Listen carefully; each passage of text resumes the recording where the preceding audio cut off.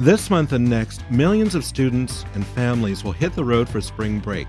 And while that sounds fun, some people might debate whether they should leave home at all. Those people I'm talking about, well, they're not homebodies, but they may be among the 29.1 million Americans who suffer from type 1 diabetes. But the disease doesn't have to be as debilitating as it once was. I'd like to introduce you to 21-year-old NASCAR driver Ryan Reed and Dr. Stephen Edelman, founder of Taking Control of Your Diabetes. Gentlemen, welcome to the show. Thanks for having us on. Thank you very much. Now, Ryan, how did you get into racing? How old were you? I've been racing pretty much all my life. My dad raced, and he bought me my first go-kart to start racing when I was 4 years old. So my mom wasn't too stoked about it, but it definitely was. I knew from pretty much, since I can remember, that I wanted to be a race car driver. Yeah. Now, when did you discover that you were diabetic? So I was diagnosed with type 1 diabetes when I was 17, and that was about 4 years ago. So, it feels like just yesterday that I was diagnosed, but, it's been something that's, the last 4 years have been definitely a huge learning experience. So how do you feel that has changed your life as a racer?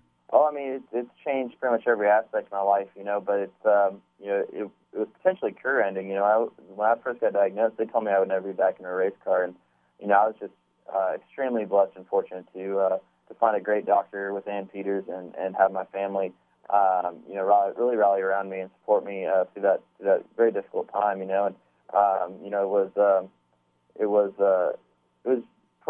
was probably the best and the worst thing that's ever happened to me because it really just made me realize how fortunate I was to be able to ever drive a race car, and be able to do this for a living.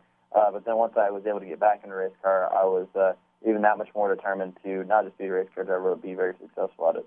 I bet. Now, Dr. Edelman, you're a professor of medicine in the Division of Endocrinology, Diabetes, and Metabolism at UCSD, correct? Yes, I am. Okay, so now is Ryan's experience pretty common of that it's going to end a career? Absolutely. Just to mention, I have type 1 diabetes myself. I got it when I was 15. So I play the doctor role and the patient role. But, there's just no way someone like Ryan could go around a track at 190 miles an hour when you're shaky and sweaty from riding in a race car, to not knowing what your blood sugar is. So both Ryan and I actually use a modern technology called continuous glucose monitoring that's available to my patients and myself. It's a device that gives you your blood sugar every 5 minutes, 24/7, and alerts you before you get too high or too low. Now, in addition to that, of course, everybody with diabetes, whether you're traveling on spring break or just going to work or school, we've got to keep our blood sugars in a pretty safe range. So using modern technology with lifestyle modification, diabetes is treatable. It's not a death sentence anymore. So things have changed dramatically just in the last 10 years. Now, you mentioned this device, but when it comes to travel, what kind of preparation are you thinking people need to take before they hit the road? Yeah, there's not any secrets to it. You basically take the things that you use on a daily basis to manage your diabetes and bring a little extra, maybe bring a second pack in a different suitcase so in case yours gets lost. And what it boils down to is testing your blood sugars more frequently than you would if you're in your daily routine back at home, because you might be eating different foods, you might be having different activities, and if there's one way to have a great vacation is test a lot and know what to do with a number. And there's no magic to it at all. A little bit prepared. Yeah, no, in addition to this testing, is there other things that you think people should put in their bag? I know usually it's recommended you have a bag on the plane with you, but also, in addition to those you might stow, what should they make sure they have in that bag that's with them at all times? Yeah, well, you know what, for me, and Ryan can go after me, it's my insulin, it's my insulin pump supplies, and then I carry some snacks, in case your blood sugar starts to get low and you're not close to food. Nothing like being on an airplane when your blood sugar is low, and the flight attendant, you can't find her. It's basically having medications to prevent you from getting too high. Depending on your diabetes, you might be on pills, and it's also having some type of carbohydrate snack if your blood sugar gets too low. And Ryan brings other things as well. Yeah, it's really similar. Like I said, if I use it on my day-to-day, I'm going to use it on the road as well. So, it's insulin, it's test strips, it's extra sensors for my Dexcom, my continuous glucose monitor. So it's for me, it's about having plenty of everything. You just never know what you're going to need and how much you're going to need, and like you said, just try to prepare for the worst and avoid the possibility of putting yourself in a bad position. Yeah. Now, Ryan, how many days a year are you normally on the road? Oh, too many I want to count. Our season is pretty much February through November, and so and we have I think like maybe 3 off weekends throughout the entire year. So we're on the road probably more than we're home during the season. So it can be very grueling, very demanding, and if you're not organized, you really start to pay the price, especially as you get into the middle to the end of the season. Yeah. Now, specifically, what happens when you do forget? Have you had that happen? Yeah, it's an emergent trip to the pharmacy. It's scrambling. It's you just say I forgot to bring insulin, or I run out of insulin while I'm on the road, and then I got to find a pharmacy, and if I don't have the pharmacy I normally go to, then I have to call my doctor and tell her to give me another prescription. So it can be very difficult, and then also too, not always have time for that, and so it's just so much. It's just so important to be prepared and to make sure that you have everything. I know this is my sophomore season, and it's been going a lot smoother than last year. My rookie year, I paid the price for a few times for not being prepared. Now, Dr. Edelman, how often should people check their blood sugar? Yeah, that's a very good question. And I always say, it's like adult diapers. It depends. If you have type 2 diabetes and you're only on oral medication, and your blood sugars are good, you may only need to test 2-3 times a week. Now, if you're on insulin, like Ryan and myself, and you're using the little glucose meters where you stab your finger, you get a drop of blood. If you really want to keep your diabetes in check, you got to test 6 to 8 times a day. Wow. Now, in addition to that, what's nice about this new technology is we get a blood sugar every 5 minutes without pricking our finger. Really? That's the continuous glucose monitor that we wear.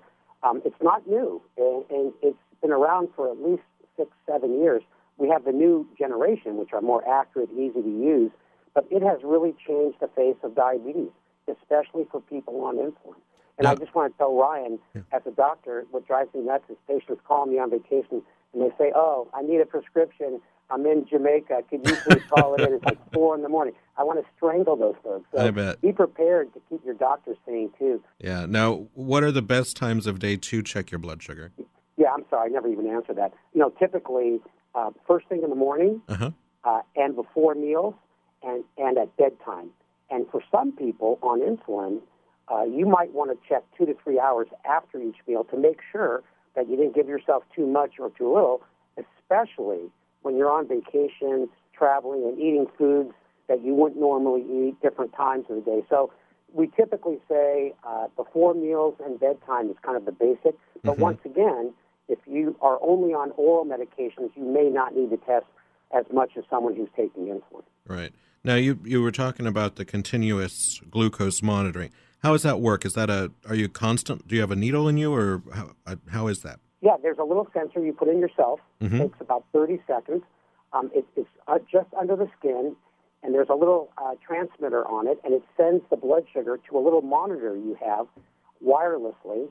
And next month, you can get an Apple Watch, which the blood sugars will go straight to the Apple Watch.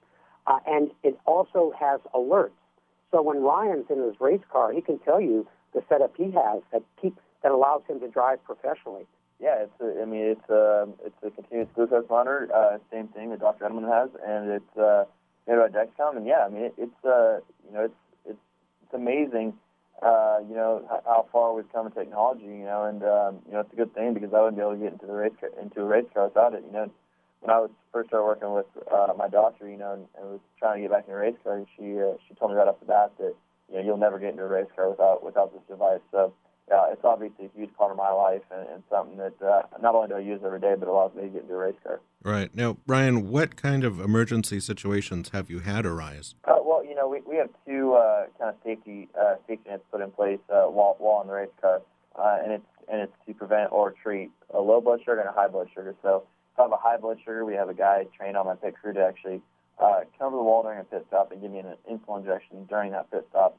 And then if my blood sugar is too low, I have a drink to tie in glucose inside the race car. Wow. Now, Dr. Edelman, what is the best way to handle these kind of situations? So if you have, not everybody's going to have a pit driver that they can have to rely on. So what can we do? Yeah. Okay. Well, anytime someone is on insulin, if you take too much or if you don't eat enough or you over-exercise, if there is such a thing, your blood sugar can get low. And if you don't treat it with fast-acting carbohydrates like juice or regular soda, hard candy, glucose tabs that we use, you could pass out.